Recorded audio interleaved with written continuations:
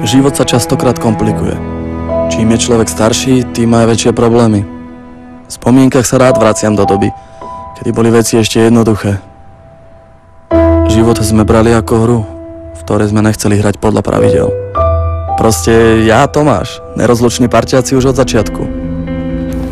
Čo, dnes robíš oči, ne? Prečo ja? Auto by mal dať ten lepší. Počkaj, akože ty si ten lepší? Vždy som mal lepšie veci než ty. Kto, ty? No tak schválne, daj toto auto. Toto? Jak lusk. No čo, hekerko, si myslíš, že je to také ľahké? Počúvaj ma, ty kuduš pojebaný, ty si ma chceš stiahnuť len tak zadarmo? A čo si sa s koňom zrazil, ty A kokot? myslíš si, že tento film vyzerá tak skurvene amatérsky, hej? A chceš ho vidieť zadarmo? Nezadarmo. Zálove.